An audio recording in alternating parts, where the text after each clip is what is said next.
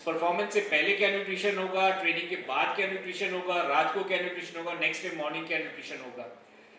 Nutrition की बात आते ही मेरे दिमाग में बंसल सर की बात आती है कि परफॉर्मेंस के लिए लोग सोचते हैं कि मैं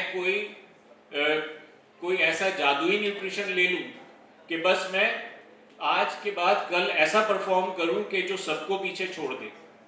बंसल सर ने बहुत ही सीनियर और बहुत रिस्पेक्टेड कोच है मेरे लिए। मैं इनको तकरीबन इसी टाइम से 20 सालों से जानता हूँ और उन्होंने जो कहा कि शॉर्टकट नहीं लेना है।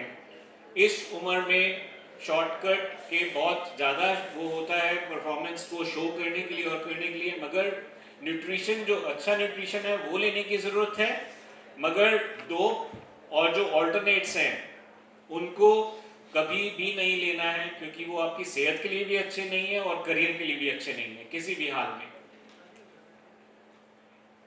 फिर उसके बाद में आपका फिटनेस लेवल, आपको फिटनेस ट्रेनिंग अच्छे से करनी है। जैसे ट्रेनिंग और रिकवरी के मेथड्स मैंने बताया कि रिकवरी के लिए आप काम करेंगे। अब जो इंपॉर्टेंट चीज आती है कि एक बार छोटी सी चोट लग गई, हर एक मेजर चोट के बारे में किताब में लिखा होता है कि उसका रिस्क फैक्टर क्या है। एक चोट का सबसे बड़ा रिस्क फैक्टर है एक पुरानी चोट। मेरी बात समझ रहे हैं कि अगर एक चोट हो गई तो आपको दूसरी चोट होने के चांसेस बढ़ जाते हैं, और ये यंग एज के अंदर बहुत कॉमनली देखा जाता है कि एक चोट से आप रिकवर पूरी तरह हुए नहीं, क्योंकि आपको लग रहा था कि जो 10 दिन बाद 5 दिन बाद एक टूर्नामेंट आ रहा था वो मेरे लिए इंपॉर्टेंट है, मैं उसके अंदर पार्टिसिपेट कर लूँ, कोई शॉर्टकट ले लूँ, बिना रिकवरी के भी मैं मैनेज कर लूंगा। मगर यहाँ पे आपको हमेशा एक प्रोफेशनल सलाह के साथ चलना होगा, नहीं तो आप एक चोट को ठीक से मैनेज ना करके आप 2 या 3 और चोटें ले लेंगे, जो ना तो आपको वो 5 दिन के बाद परफॉर्म करने देगा, ना अगले 3 महीने बाद परफॉर्म करने देगा। तो ये अर्ली मैनेजमेंट ऑफ इंजरीज, जल्दी ही इंजरीज का मैनेजमेंट बहुत ही जरूरी है। और उसके बाद में आपके स्टाफ और जो सपोर्ट स्टाफ है, फिजियोथेरेपिस्ट है, डॉक्टर है और आप हैं, उसके अंदर जो रिटर्न टू स्पोर्ट्स है, एक बार चोट लगने के बाद जब आप वापस स्पोर्ट्स में जा रहे हैं तो उसके अंदर जल्दबाजी ना करें, उसको हमेशा प्लान करें अपने स्पोर्ट्स फिजियोथेरेपिस्ट के साथ में, अपने फिजिशियन के साथ में, अपने कोचेस के साथ में, और तब अपना रिटर्न टू स्पोर्ट्स प्लान करें।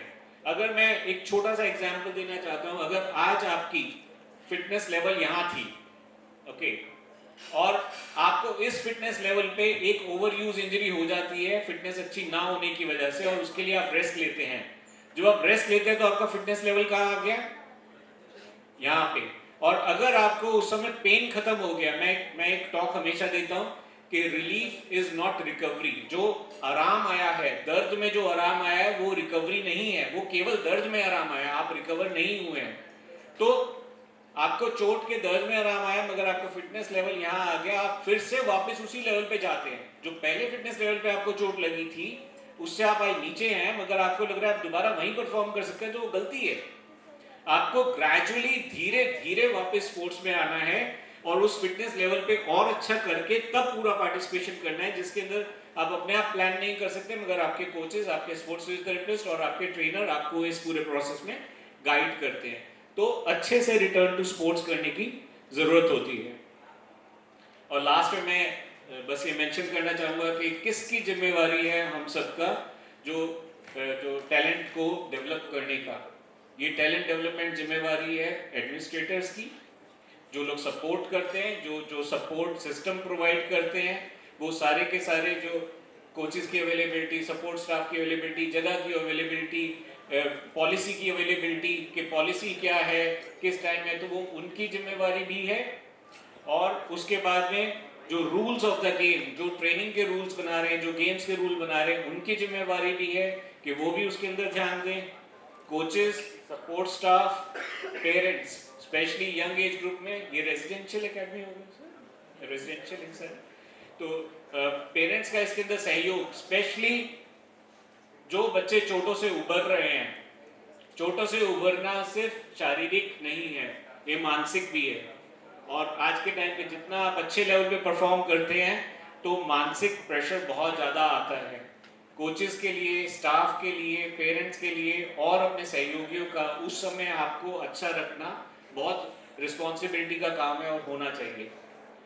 और भी जो स्टेक होल्डर्स हैं, और सबसे ज़्यादा एज अ प्लेयर आपकी रिस्पॉन्सिबिलिटी है कि आप टाइमली चीज़ों को बताएं, डिस्कस करें, कोचेस से डिस्कस करें और सपोर्ट स्टाफ से डिस्कस करें और इंजरीज को प्रिवेंट करें। धन्यवाद।